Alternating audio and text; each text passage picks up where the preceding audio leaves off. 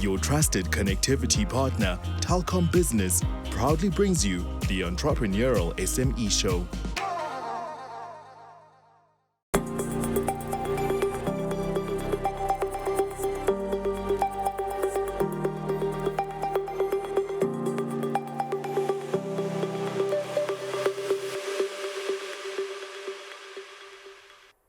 The potential of growth for SMEs in South Africa becomes significant when they can leverage available resources, adapt to market conditions, and remain agile in their operations. With the right strategies, not only will SMEs thrive, but also they will contribute meaningfully to the country's economy. Welcome to Entrepreneurial SME, and I'm Mabote. To talk more on this, I'm joined by Simo Mkhize, Chief Commercial Officer at Telkom Consumer and Small Business. Good evening, my brother. First, I'm going to start with apologies. We only have 15 minutes to talk about such huge issues that I introed, right? But I think 15 minutes can be enough if we get to it quickly. You've been in this space yourself about 25 years or so, right? ICT space. What have been your key focus areas over the last 5-10 years? Perhaps thanks for the invitation, firstly. And my experience, my whole career I've spent in the ICT space, and fortunately I started out as an engineer because I trained as an engineer.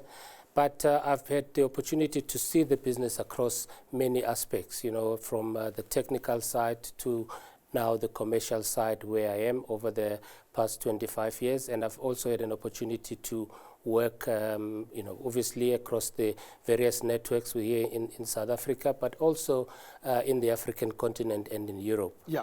And in my current role at Telkom as the head of commercial, the chief commercial officer, I'm responsible for really the commercial value chain, which is basically market, sell, and serve for our customers across small business, as well as consumer and as well as large enterprise customers. Now, scaling is one of the themes that we want to touch on today, right? When all of us get into business, we hope to scale up at some point. We don't want to stay the same person forever.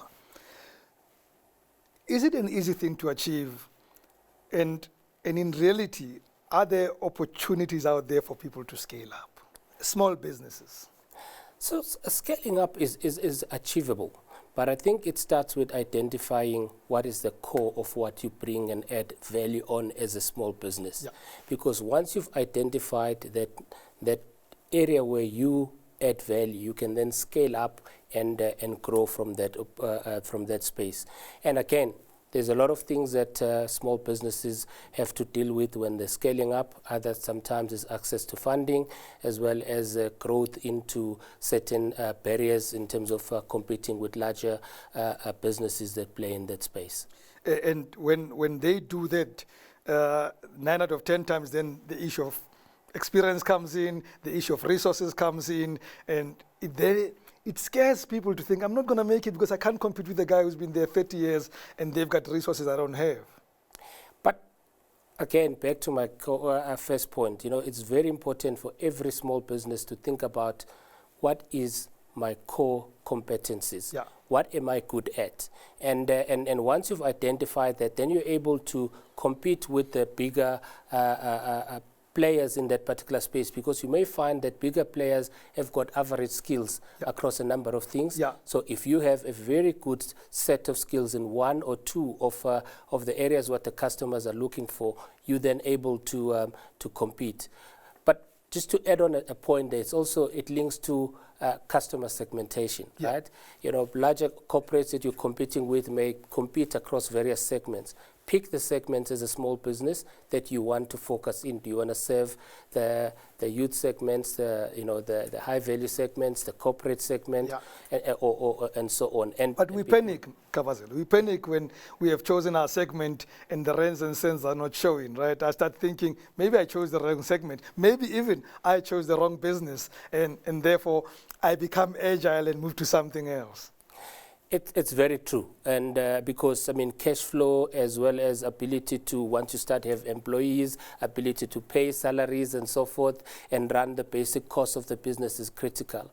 But Again, at times it sounds like an academic exercise, but I always encourage small businesses or startup businesses that I talk to is that always remember why you are in business, and that's to defining your mission. Yeah. Why am I doing this? And then once you really keep to that, you're then able to even see it through the difficult times. There will be times when, yes, things are a little bit more difficult, and you have to diversify. Yeah. But when you diversify, you stay closer to the core and either look at what... So diversify within the value chain. So if I'm a farmer and I'm going to diversify, I must think about processing or stuff like that, not start moving to event management. Yes, great point, because there when we diversify, I mean, you have to look at it and say, am I going to move up the value chain or down the value chain? If you use our industry within the telecommunications or ICT space, digital services have become something quite key, and you've got we have to compete with what we call the OTTs that play in that space, and we've now started looking at it and saying, what services can we start moving up the value chain and providing ourselves, so partnering with some of these OTTs to provide those digital services and starting to actually participate in that part of the economy. Yeah. And I think it's also critical for small and medium businesses to look at that and saying, how do I move my business up the value chain or down the value chain and taking on additional call it potential revenue streams. I want to talk more about diversification, but we're going to take a short break. So please don't move. We'll come back shortly.